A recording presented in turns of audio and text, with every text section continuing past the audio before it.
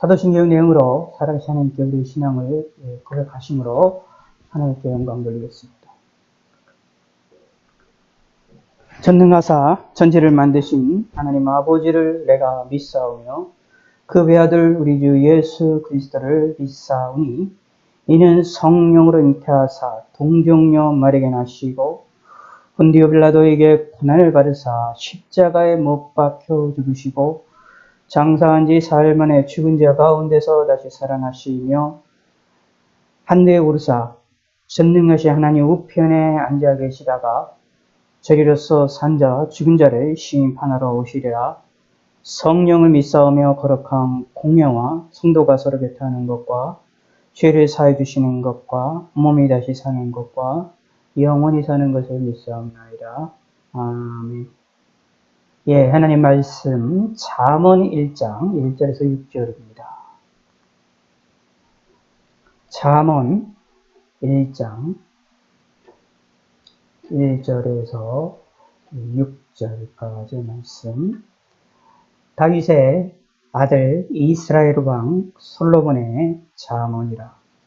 이는 지혜와 훈계를 알게 하며 명철의 말씀을 깨닫게 하며 지혜롭게 공의롭게 정의롭게 정직하게 행할 일에 대하여 훈계를 갖게 하며 어리석은 자를 슬기롭게 하며 젊은 자에게 지식과 근신함을 주기 위한 것이니 지혜 있는 자는 듣고 학식이 더할 것이요 명철한 자는 지략을 얻을 것이라. 잠언과 비유와 지혜 있는 자의 말과 그 오묘한 말을 깨달으리라.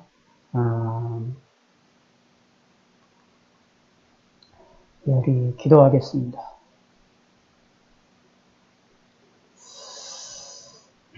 하나님 아버지 감사합니다. 오늘도 이렇게 어려운 시기에 3일간 저희들을 지켜주셔서 3일 예배로 함께 할 수 있게 하시니 감사합니다. 이렇게 모이지 못해서 온라인으로 함께하는 이러한 모습을 저희들 갖는 이 모습에 대하여 참으로 부끄럽고 하나님께 죄송합니다. 그럼에도 불구하고 하나님의 은혜로 지금까지 저희들을 지켜주시고 이 전염병으로부터 우리가 벗어날 수 있게 하심을 감사를 드립니다. 전염병으로 인하여 우리가 하나님을 섬기고 예배하고 하나님을 바라보는 일들에 방해가 일어나지 않게 하여 주시고 우리 일상생활이 멈추어지지 않도록 저희들을 지켜 주시옵소서. 저희 교회에 소속된 모든 성도님들 한 사람 한 사람을 지켜 주셔서 한 번도 코로나로 인하여 고생하거나 어려움을 당하는 일이 없도록 하나님이 도와주시옵소서.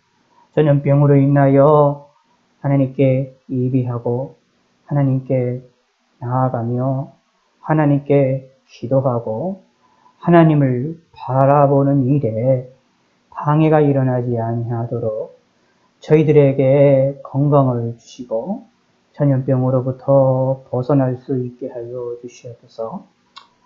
참으로 저희가 답답하고 또 우리의 일상이 너무나도 무의미한 듯한 느낌이 많이 든 이런 시기를 우리가 걸어가고 있습니다.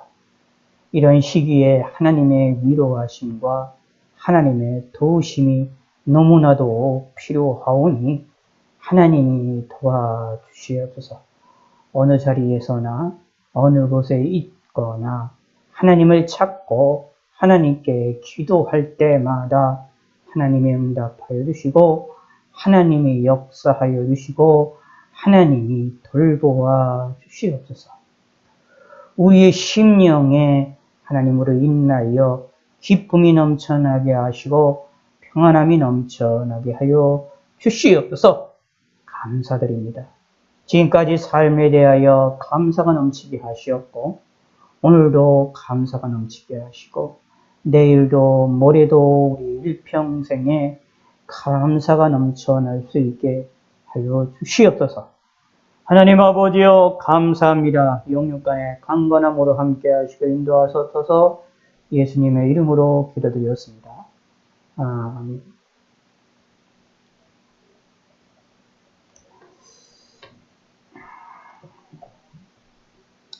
예, 오늘은 잠언에 있는 1장에 있는 이 말씀을 우리가 함께 살펴보기를 원합니다.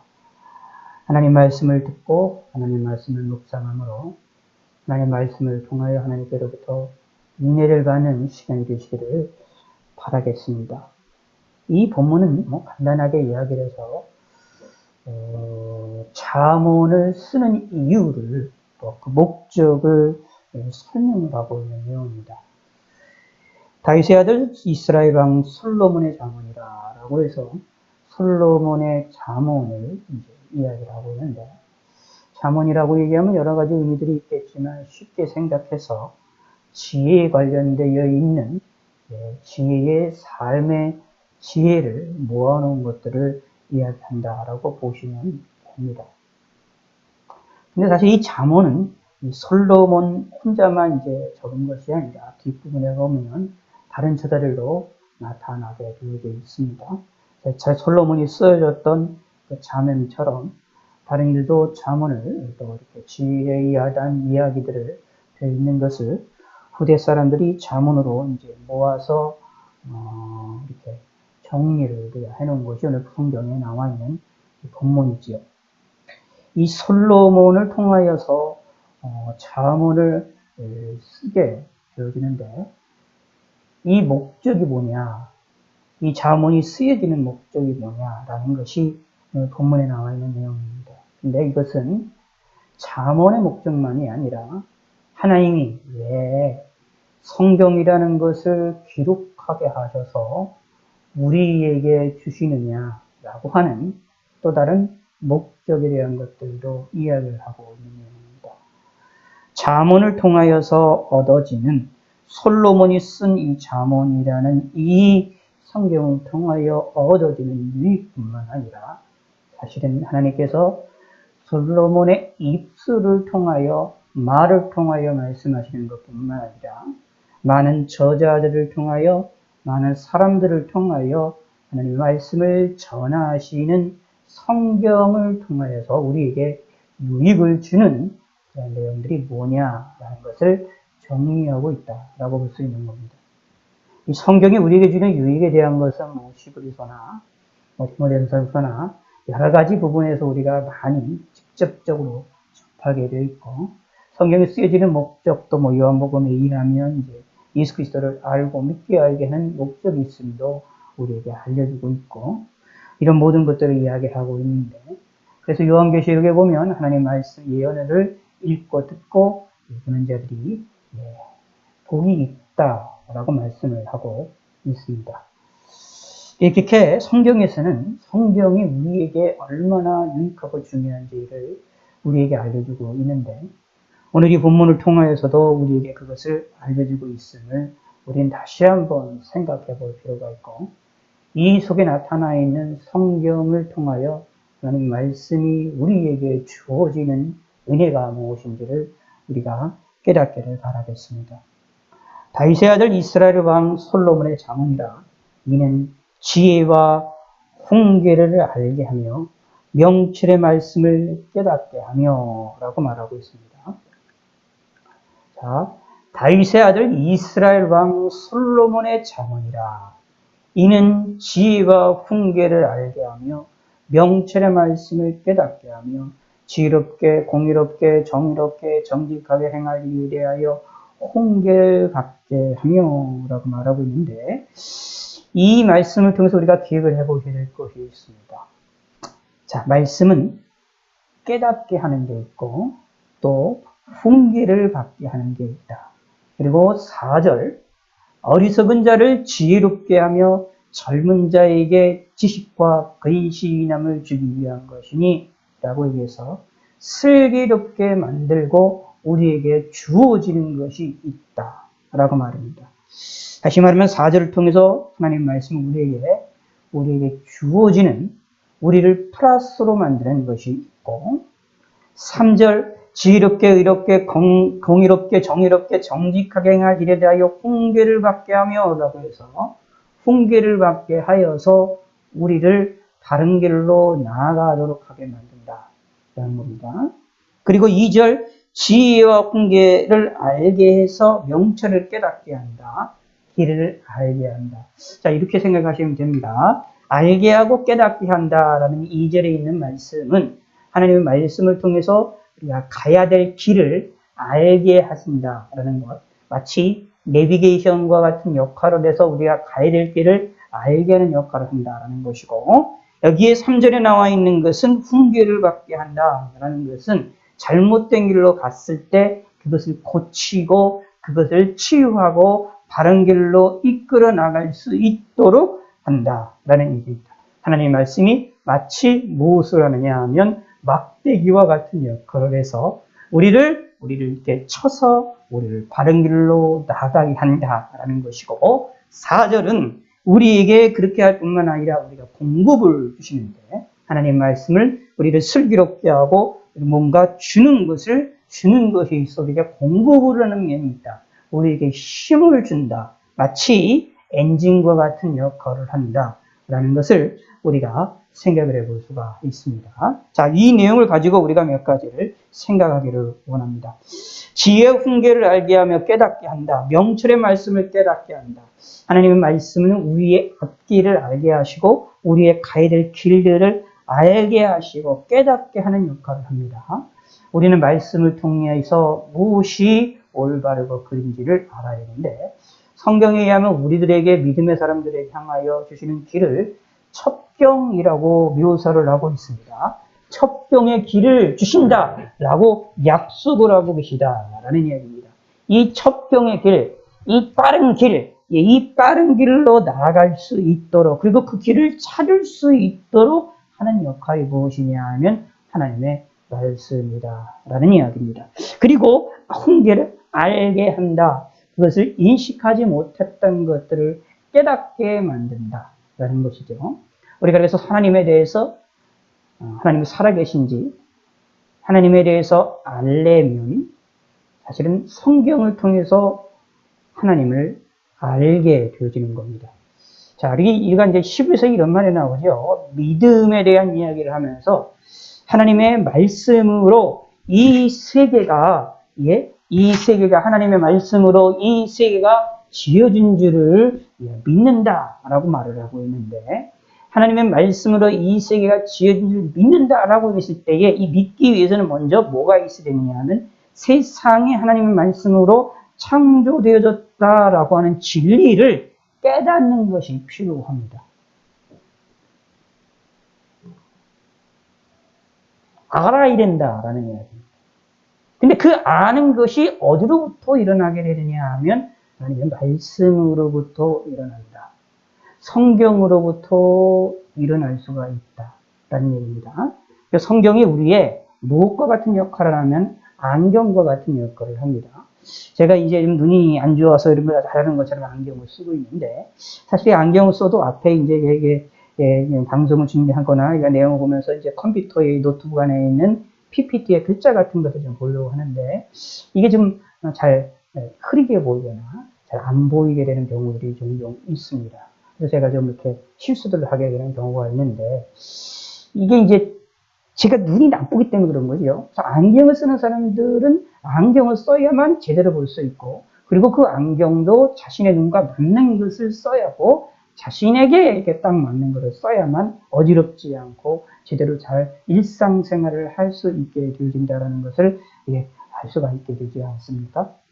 바로 성경이라는 것은 우리가 알지 못했던 것들을 알게 하는 그러한 프리즘과 같은 역할하고 안경과 같은 역할하고 내비게이션과 같은 역할을 한다는 얘기입니다.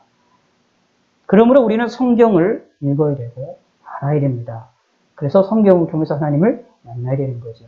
하나님을 더욱더 알고 싶습니까? 그러면 성경에 의하면 성경을 보라라는 얘기입니다. 하나님을 알 수 있는 방법, 다른 방법이 없어요. 성경을 보는 방법밖에 없습니다. 우리가 신학세적을 본다고 해가지고 하나님을 알게 되는 거나 이런 게 아닙니다. 설교집을 본다고 해가지고 하나님을 알게 되는 이런 게 아닙니다. 사실은 설교집이나 신학서적 이런 것들은 기독교 서적들 같은 것들은 성경에 있는 것을 깨달은 것들을 알게 하기 위한 성경 말씀을 알게 하기 위한 것들 보조적인 수단이라고 보시면 됩니다. 그렇기 때문에 실질적으로 하나님을 알고 싶습니까? 그럼 사실은 성경 외에는 하나님을 아는 방법이 없어요. 성경을 보셔야 됩니다.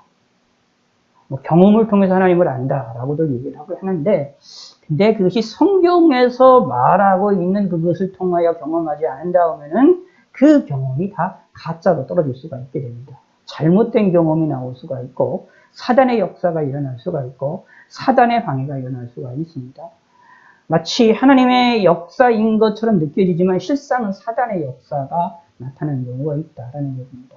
그러므로 그렇지 않기 위해서는 그런 위협, 그런 어건 잘못된 것에 빠지지 않기 위해서는 무엇을 해야 되냐? 성경을 보아야 됩니다. 여러분 가만히 생각을 해보면 좀 이상한 게 있어요. 이 세상에서. 여러분 이상한 것이 있는데 여러분 이단들의 내용들을 이단들을 믿고 있는 사람들을 잘 보세요. 그래서 뭐 통일부 같은 거라든가 신천지 같은 경우들 그들의 예배 모습이 담겨져 있는 영상들을 보시기 바랍니다. 그들이 찬송하는 모습을 보시기 바랍니다.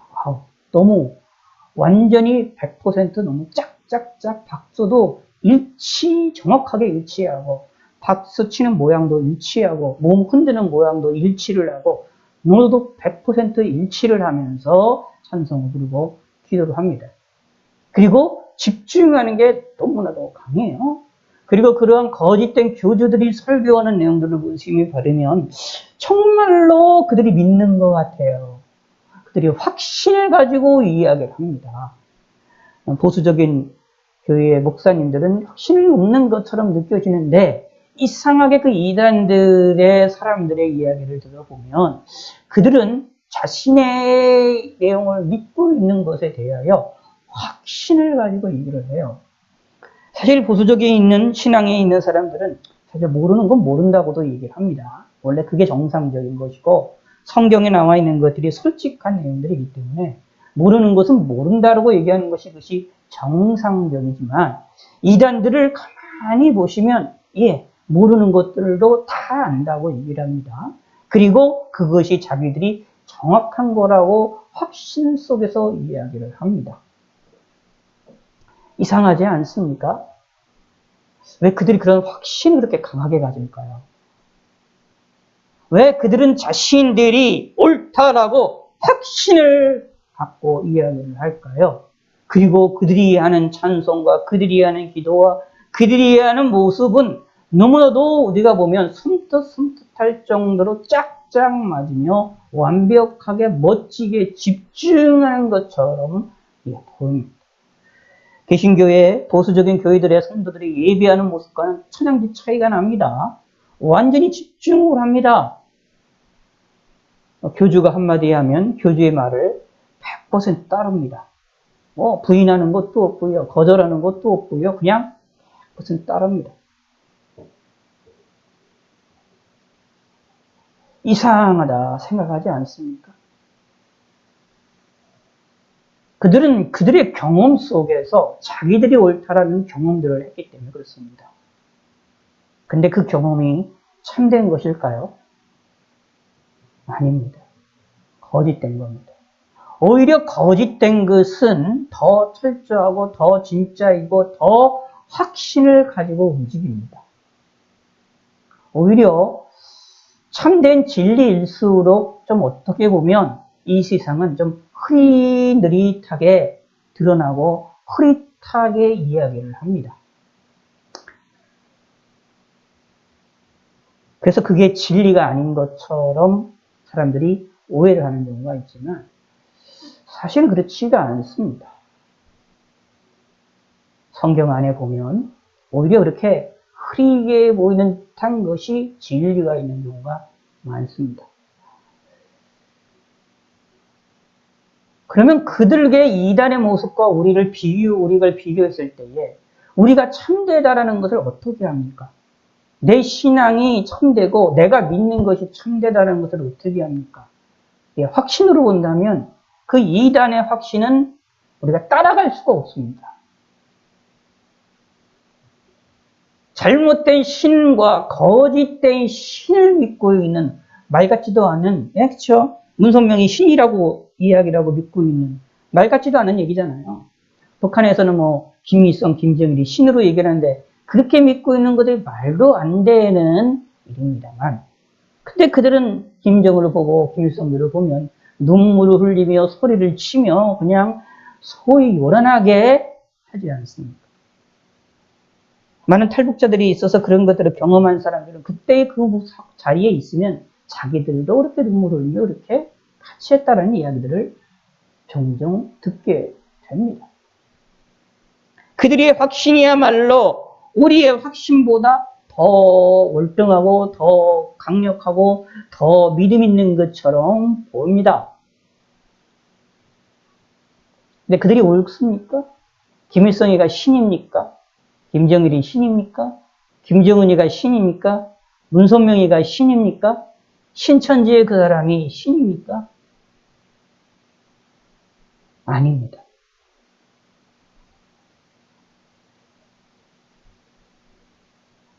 그들은 다 거짓된 영에 사로잡힌 사람들입니다. 그러면 도대체 누가 옳습니까? 우리가 옳습니까? 그 사람들이 옳은 겁니까? 당연히 그 사람들은 잘못됐고 우리가 옳았죠. 그럼 우리가 옳다라는 증거가 증명이 어디에 있습니까? 내 확신 속에 있습니까? 우리의 확신 속에 있습니까? 우리의 믿음 속에 있습니까? 말씀드린 대로 우리의 믿음은 연약합니다. 뿐만 아니라 내가 믿는다라고 보여지는 것보다 더 잘못된 사람들의 믿음의 모습이 더 확실하지 않습니까? 더 견고하지 않습니까? 그러면 그게 옳은 것처럼 착각 속에 빠질 수도 있지 않습니까? 그러므로 기억하시기 바랍니다. 옳고 그른 것을 알 수 있는 유일한 길은 성경입니다. 내가 옳다라는 것을 알 수 있는 길, 내가 확신을 갖고 정말로 내가 믿는 것이 바르다라는 것을, 내가 믿는 예수님이 참된 분이라는 사실을, 내가 예수님 믿고 하나님을 믿는다라는 것이 참된 거라는 사실을 어떻게 합니까? 성경이 말하기 때문에 압니다. 성경을 아셔야 됩니다. 그 성경은 우리를 알게 하는 겁니다. 지혜와 훈계를 알게 합니다. 우리를 지혜롭게 만들고 잘못된 것들을 고칠 수 있도록 하게 하는 것들을, 말씀을 알게 만듭니다. 그래서 명철의 말씀을 깨닫게 만들어서 무엇이 옳은지를 알게 만듭니다. 아무리 날고 길고 확신에 차서 노래를 부르며 찬송 부르고 짝짝짝 소리가 맞히는 저 이단 문선명 신천지가 있다 할지라도 소리를 지르며 환영하며 눈물을 흘리며 수만 명, 수십만 명의 사람들이 난리를 치는 저 북한에 있는 사람들이 있다 할지라도 우리는 그들이 잘못됐음을 알아야 됩니다. 거짓된 자들의, 거짓된 영에 사로잡힌 자들의 잘못된 것을 깨달아야 됩니다. 무엇을 통하여? 성경을 통하여. 하나님 말씀은 우리를 이렇게 알게 하고 깨닫게 하는 역할을 합니다. 우리의 눈을 밝혀줍니다. 이거를 믿으시길 바라겠습니다. 그리고 이용을 하셔야 됩니다. 내가 눈이 연약하면 안경을 쓰는 것처럼 활용을 해야 되는 겁니다. 우리가 TV 영상을 보는데 글자가 작으면 글자를, 화면을 키우거나 큰 화면에서 보는 것처럼 하나님에 대하여 제대로 알려면 하나님에 대하여 더 큰 곳에 들어갑니다. 하나님에 대해서 더욱더 설명을 하고 있는, 바르게 알게 하는 성경에 내가 더 깊이 들어가고 성경을 더 크게 보아야만 합니다. 그것이 우리가 해야 될 일입니다. 사실 이 내용은 이제 마지막 날의 말세에서 가장 중요한 것 중에 하나입니다. 요한계시록에 나와 있는 내용들을 여러분이 이해를 하시거나 그러면 사실은 가장 중요한 것이 뭐냐 하면 분별력이라고 보시면 됩니다. 마지막 날에는 거짓된 이런 여러 가지 새로운 영이 많이 있는데 그런 것들이 우리를 파고드는데 우리를 공격하는데 무엇을 가지고 공격을 하느냐 하면 우리의 이성을, 우리의 눈을 마비시키는 것을, 우리의 눈을 마비시키고 우리의 이성을 마비시켜서 판단을 올바르게 하지 못하는 것. 그게 마지막 날의 사단의 방해 가운데 하나. 그러니 거짓된 신에 대하여 소리치며 왕성하게 확신을 가지고 움직일 수 있는 그런 이단들의 모습이 나오는 겁니다. 그들의 귀와 그들의 눈과 그들의 이성이 마비되었기 때문에 그렇습니다. 말세에는 이런 현상들이 많이 일어납니다. 그래서 여러분들이 잘 아시는 대로 요한계시록을 보면 하나님의 진노가 있는데도 불구하고 그 진노에 대해서 사람들이 회개치 아니했다라는 말을 우리가 종종 자주 요한계시록에 접하는데 이게 왜 그럴까요? 하나님에 대하여 생각하지 않고 하나님에 의해 진노가 있다라는 것을 인식을 함에도 불구하고 회개치 않는다. 무서운 겁니다. 깨닫지를 못한다라는 것입니다. 그러므로 말세를 살아나가는 저와 여러분들, 이 전염병의 시대를 살아나가는 저와 여러분들에게 있어서 사실은 가장 중요한 은혜가 뭐냐면 하나님의 말씀을 바로 깨닫는 은혜입니다. 하나님의 뜻을 바로 아는 은혜를 받아야 됩니다. 분별력을 가져야 됩니다. 그러므로 성경을 알아야 됩니다. 말씀을 알아야 됩니다. 그리고 말씀을 통해서 하나님을 아셔야 됩니다. 내가 믿는 하나님이, 내가 믿고 있는 이 믿음이 올바르다는 사실을 성경을 통해서 확실하게 확신을 가지시기를 바라겠습니다. 저와 여러분들이 예수님 믿는 것은 거짓된 길에 들어서는 자들이 아닙니다. 참된 길에 들어선 자들입니다. 그래서 하나님께서는 우리를 사랑하시기 때문에 우리가 잘못된 길로 나아가면 내버려두지 않으십니다. 훈계를 알게 하는 것처럼 우리에게 알게 하셔서 바른 길로 나가게 하시는데 동시에 우리가 또 잘못된 길로 나로 쓰러지고 넘어지게 되면 그거를 고치시기도 하십니다. 훈계를 받게 하며 라고 이 3절에 말하고 있는데 어떻게 우리를 지혜롭게 만들고 지혜롭지 않다면 우리를 지혜롭게 만들고 공의롭지 않다면 공의롭게 만들어서 정의롭지 않은 사람을 정의롭게 만들어서 정직하지 못한 사람들을 정직하게 만들어서 우리를 훈계를 받게 만든다. 라는 것 기억하셔야 됩니다. 성경에서는 예수 믿는 사람들을 향하여 잘못된 생활, 다시 말하면 죄를 한 번도 이 세상에서 안 질 거다라고 말씀하고 있지 않습니다. 우리는 잘못된 길로 나갈 수도 있고 잘못된 판단할 수도 있고 잘못된 길에 설 수도 있습니다. 그런데 하나님의 은혜가 있습니다. 하나님이 우리의 잘못을 용서해 주시고 우리의 잘못들을 깨닫게 하셔서 지혜가 없이 나가는 우리의 모습에 대해 지혜를 주시고 어리석고 공의가 없이 정의롭지 못하고 정직하게 행하지 못하는 일에 대하여 정직할 수 있도록 깨닫도록 하게 하셔서 회개의 길로 나가게 하신다라는 얘기입니다. 고칠 수 있게 하신다라는 이야기입니다. 그래서 사도행전은 생명을 얻게 하는 회개라는 말을 표현합니다. 회개라는 말을 뭐라고 표현했느냐 하면 생명을 얻게 하는 것이라고 묘사를 하고 있습니다. 이 축복이 예수 믿는 사람들에게 있는 것입니다. 우리가 이 세상을 살아나가는 동안에 한 번도 잘못된 길로 걸어 들어가지 않느냐? 아닙니다. 수도 없이 쓰러지고 넘어집니다. 기도를 하고 싶어도 기도 안 될 때도 많습니다. 화를 안 내리는데 화가 날 때도 많습니다. 짜증이 날 때도 많습니다. 아니, 현 세계의 이렇게 내용을 보시면 우리나라 현 세계의 코로나 상황을 보면 짜증날 게 너무나도 많습니다. 우리나라의 국가가 운영되는 걸 생각하면 화가 날 일이 많습니다. 욕이 나올 만한 일들이 너무나도 많습니다. 하나님이 기뻐하시지 않을 수 있는 감정과 생각과 마음을 우리는 가질 수밖에 없습니다. 원수까지도 사랑하라고 말씀하셨는데 우리 심정에 원수까지 사랑? 거기까지는 안 가더라도 그냥 어떻게 해요? 이유도 없이 화가 날 만한 일들이, 분노가 나는 일들이 우리 다음에 너무너무 많이 일어납니다.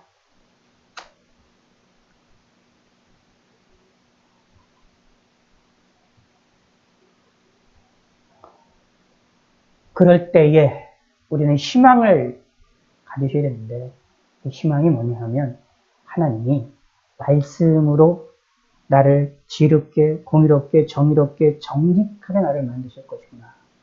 나를 다시 고치실 것이구나. 나를 훈계해 주실 것이구나. 라는 것입니다. 나를 바른 길로 나아가게 하시고 나를 올바른 길로 나아가게 하실 것이라는 것을 믿으시기 바랍니다. 이 축복이 예수 믿는 사람들에게 있습니다. 그런데 그게 뭘 통해 일어나냐 하면 성경을 통해 일어납니다. 말씀을 통해서 일어납니다. 그럼 말씀을 접하지 않는 사람은 이런 기회조차 없는 거죠. 그래서 사실은 가장 불행한 사람 중에 하나는 뭐냐 하면 진리의 말씀을 접하지 못하는 사람들이 가장 불행합니다. 하나님의 말씀을 접할 수 있는 기회를 아예 상실해 버리는 것이 가장 위험합니다. 그래서 그런 면으로 보면 현재같이 이렇게 대면 예배를 드릴 수 없다라는 이런 내용들 중에 이런 위험성들이 많이 상존해 있습니다. 사람들이 온라인으로 화면으로 한 시간 동안 예배 드리고 말씀을 30분 이상 듣는다? 사실 힘듭니다. 그렇죠? 저도 설교를 할 때 뭐 1시간 가까이 설교하다가 화면상으로 하는데 이게 듣는 자들은 상당히 힘들고 어려운 겁니다. 설교하는 저는 뭐 솔직히 편하지만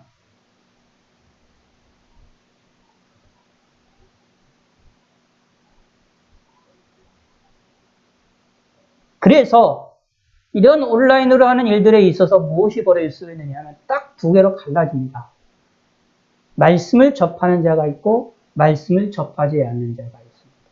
그래도 모이기라도 하면 억지로라도 말씀을 접할 수 있는 기회가 생기지만 자발적으로 움직여야만 하는 이러한 온라인의 상황에서는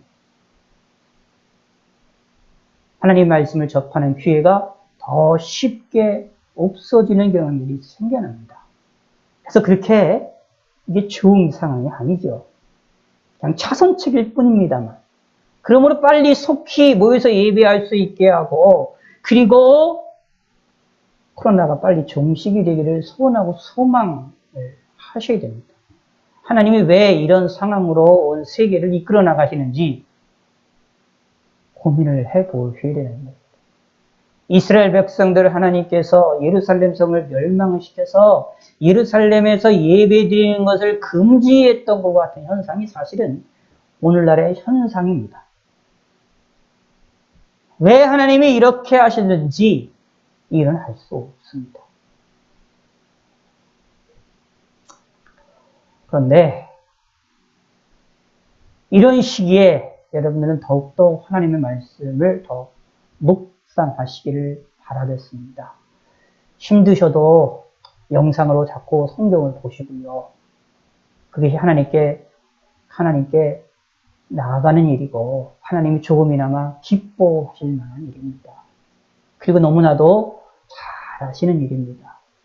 힘들고 어려우셔도 영상으로 하나님의 말씀을 자꾸 접하셔야 됩니다. 이게 정상적이냐?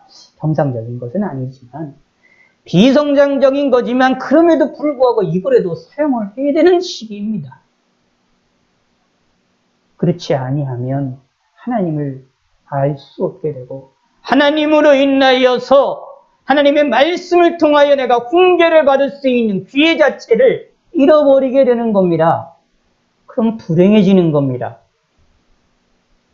우리의 인생이 불행한 인생을 살아야 되겠습니까? 아닙니다. 우리는 행복한 인생을 살아야 됩니다. 어떤 행복일까요? 하나님으로 인하여 얻어지는 행복을 누려야 됩니다. 하나님을 잊지 맙시다. 이 온라인의 이 상황 속에서는 하나님을 잊어버리기가 너무나 쉽습니다. 그래서 큰 교회들도 연약한 성도들 가운데 하나님을 잊어버리는 사람들이 많이 있을 겁니다. 근데 우리들조차도 그래야 되겠습니까? 그러면 절대로 안 됩니다. 하나님을 잊어버리지 마시고 하나님을 더 가까이 하시기 바라겠습니다. 마음속에 답답한 마음을 하나님께 쏟아내시고 하나님 앞에 더 기도하시고 하나님을 향한 들끓는 마음을 소유하시기를 바라겠습니다. 집안에서 답답하시지요? 예, 답답하는 걸로 끝나지 마시고 그 답답함을 하나님께로 푸시기를 바랍니다. 하나님을 찾으시고 움직이지 못하시겠으면 집안에서 하나님을 찾으셔서 기도를 하시기 바랍니다. 기도의 장소를 만드셔서 기도하시고 하나님을 의지하시고 하나님을 섬기시고 그것도 힘들면 하나님의 말씀을 듣는 영상을 다시 듣고 그것을 반복을 하시는 성도가 되시기를 바라겠습니다. 유튜브로 제가 계속 이제 공개를 올리고 있는데 뭐 그렇게 좀 사실 부끄럽습니다만 그렇게 하는 이유들이 부끄러움에도 불구하고 하는 이유들이 여러분들이 조금이나마 활용을 하기를 원하기 때문입니다. 지금 그렇게라도 내가 익숙한 사람을 통해서 내가 듣는 일에 내가 음식을 먹는 일에 자주 먹어서 익숙한 음식을 자꾸 먹는 것을 통하여 하나님의 말씀을 자주 접하셔야만 하는 시대입니다.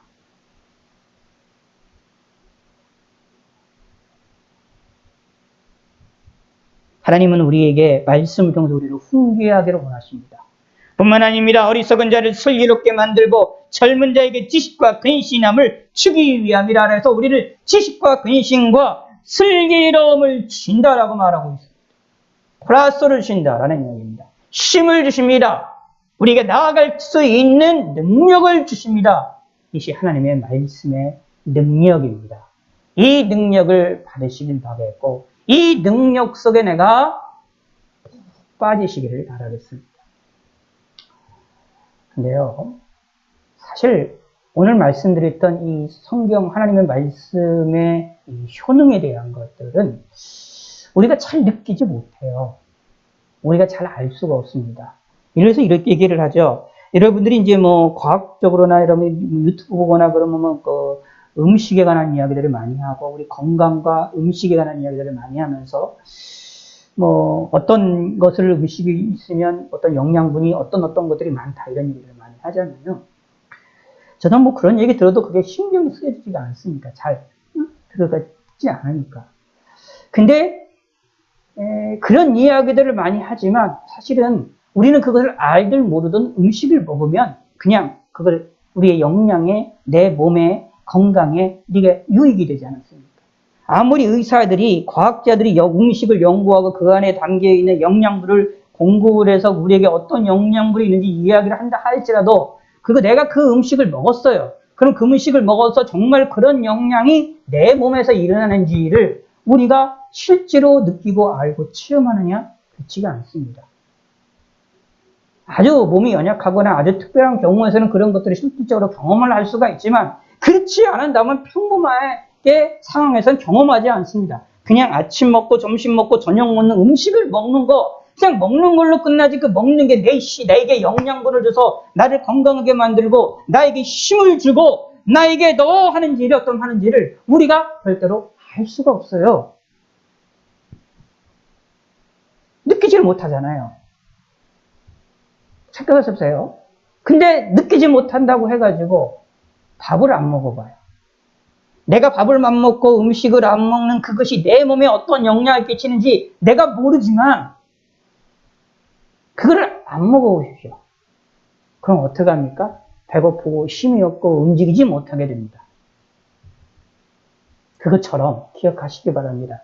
하나님 말씀을 듣고 보고 읽을 때에 하나님 말씀을 들을 때에 설교를 들을 때에 어떤 때는 그것이 나에게 내 마음에 푹 찌워서 영양분이 내게 역사하는 것처럼 음식이 나에게 역사하는 것처럼 하나님 말씀이 내 마음을 내 심령과 나 모든 것들을 뒤집어 놓고 내 마음에 은혜를 묻으시고 성령의 강하게 말씀을 통해서 역사하시는 것들이 내가 경험하고 일어날 일이 분명히 그럴 때도 있지만 어떤 때는 그런 것이 느껴지지 않을 때가 많습니다. 평범합니다. 말씀을 듣는 게. 말씀을 들어도 이 말씀 듣는 게, 성경을 보고 읽는 게 나에게 어떤 영향을 주느냐. 오늘 나와 있는 것처럼 말씀을 지혜의 훈계를 알고 명철의 말씀을 깨닫게 하고 지혜롭게, 공의롭게, 정의롭게, 정직하게 행할 일에 대하여 훈계를 받게 하는 일에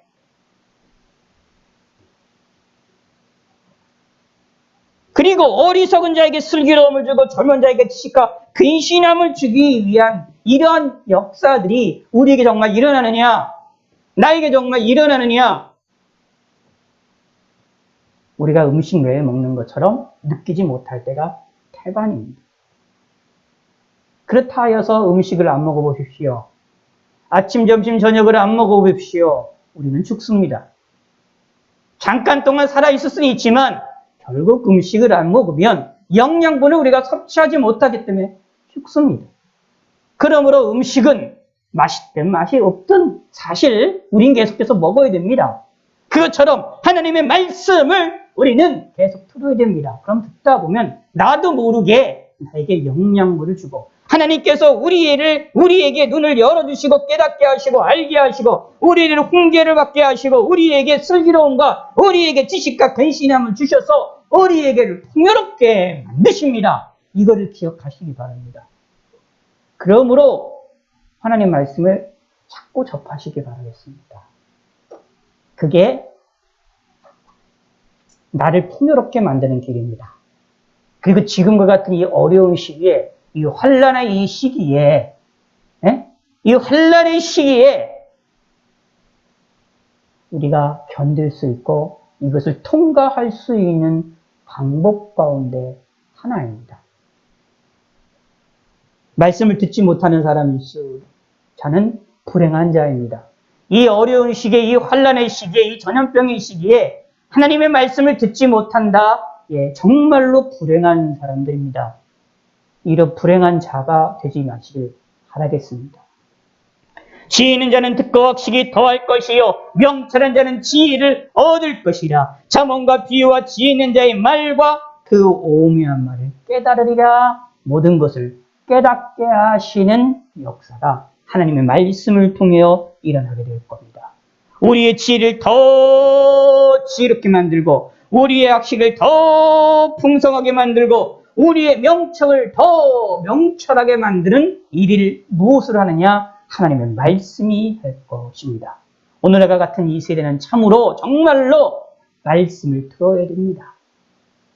이러한 잠언 1장 1절에서 6절까지에 있는 이 말씀, 이 말씀과 같은 이 하나님의 은혜와 은총이 저와 여러분들에게 그대로 이루어져야 됩니다. 우리 속에 있어야만 내가 살 수 있는 시대입니다. 답답함을 견딜 수 있게 됩니다. 모여서 예배드려야 되는데 예배드리지 못하는 이 답답함을 어떻게 견딥니까? 말씀을 통해서 견디셔야 됩니다. 하나님의 말씀을 깊이 묵상하시기 바랍니다. 그리고 묵상한다라고 할 때 이렇게 생각하셔야 돼요. 내가 그걸 많이 깨닫고 알고 이렇게 생각하지 마시고 쉽게 간단하게 그냥 아주 평범하게 생각하세요. 우리가 음식을 먹을 때 아침, 점심, 저녁을 먹잖아요. 그런 것처럼 그냥 자주 접하시면 됩니다. 말씀을 묵상한다 할 때 내가 그거 한 말씀만 가지고 깊이 있게 생각한다. 그럴 때도 필요하지만 그렇게 깊이 있게 생각하지 못하신다 할지라도 짧게 생각한다 할지라도 그 말씀을 계속해서 생각을 해야 됩니다. 그러기 위해서 뭐 합니까? 계속해서 접하시면 됩니다.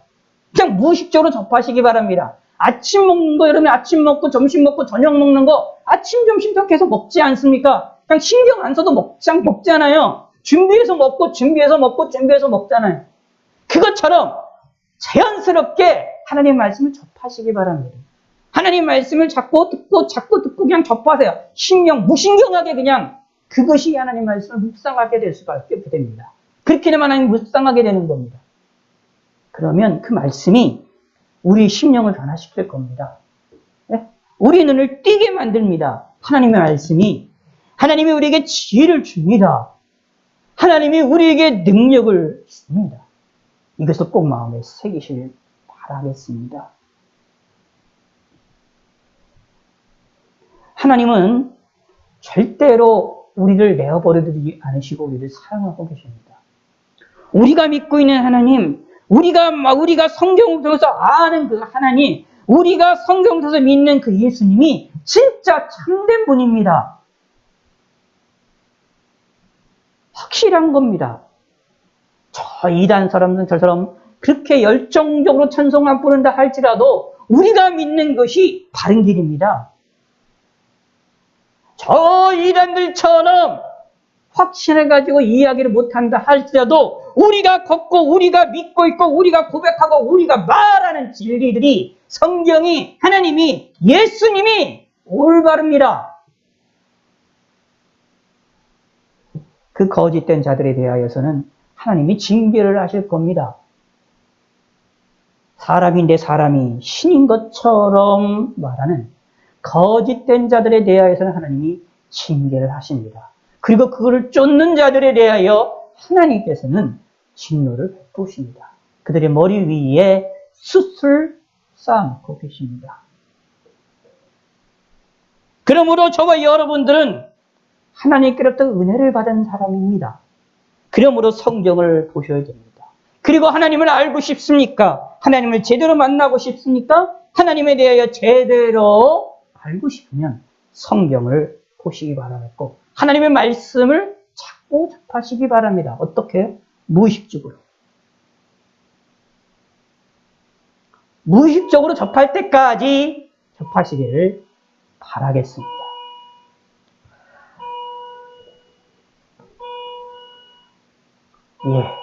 뒤에 시계가 9시가 됐다고 종이 울리네요.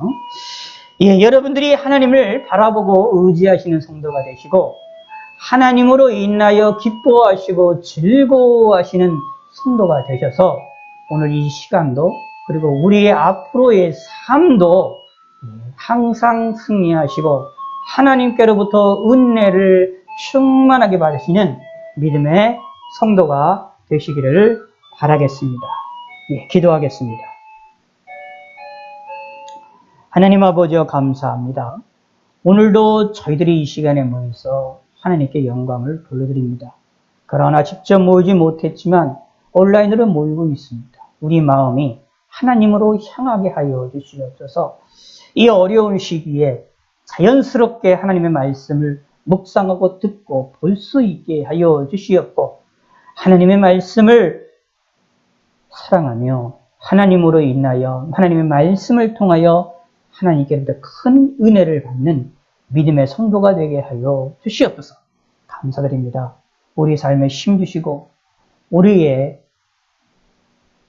걸음걸음에 하나님이 함께 하여 주시옵소서.